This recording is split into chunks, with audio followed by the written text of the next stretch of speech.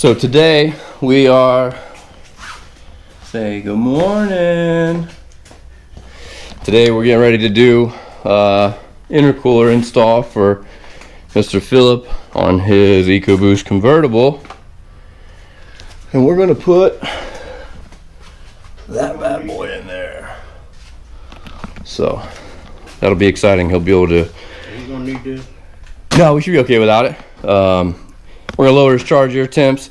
He'll be able to turn up his timing and his tune, and he'll be able to pick up some mile an hour at the track.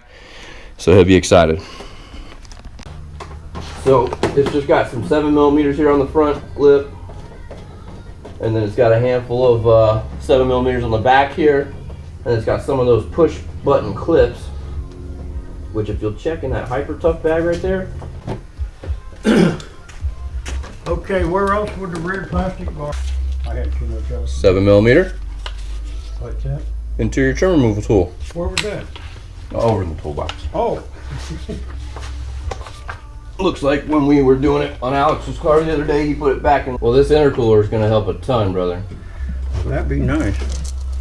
I picked up, now granted, I went to a much larger intercooler, but just by swapping intercoolers, I picked up 4/10 in the 8th mile. Well, that's a lot. So, and the thing about it is the intercooler doesn't make power. It allows you to utilize the power you already have. Right, right. Which, in this car, is quite a bit of an improvement because the factory intercooler gets so heat soaked so quickly here in Florida. And the hard part about it isn't even that it gets heat soaked, it's once it's heat soaked, it's getting it to come down from those charge air temps before your next run. Well, I had it do that. And that way he was nice and cool as well. Here, we'll slide that out. We got it. There it is. In place. In place. Fantastic. In place. In place. That's done. And then this charge pipe's the only thing left on my side here.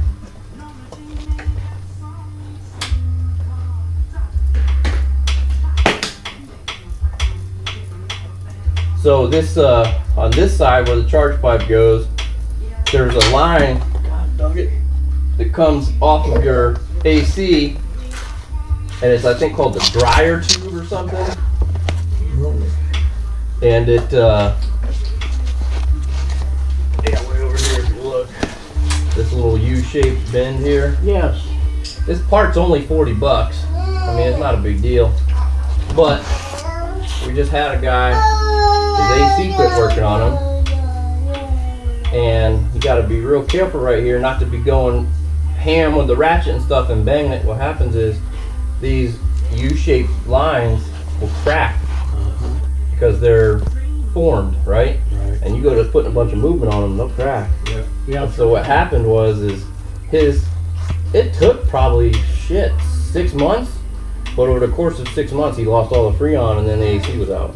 And so he was under the impression, hey man, I've got this AC issue that everyone else has, this evaporator that's bad. And he had mine replaced. Did you? So his wound up not being the evap. The evap was fine. It was leaking right there, so they had to replace that. But so it was only a $45 part, but it gets you for $300 of fucking labor. And it's just 2 bolts, one right here and one right there. But the problem is the Freon. They fill it up with $100 of Freon probably. Yeah. So,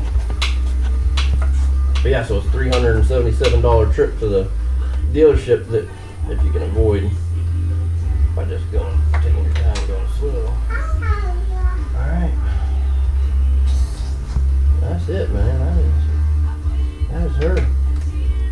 Now the next thing you'll have and you'll find is that you might want to upgrade charge pipes and couplers at some point in the future.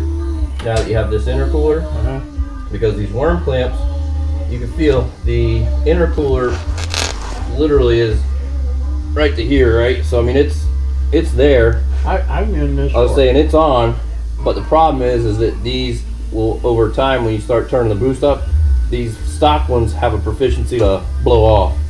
They have a tendency to wind up pushing off. But under your power levels, I don't think you'll have that issue. It's just when you start turning it way up. Yeah, I'm not gonna do that. So you should be fine. So that one's good. That one's good. Our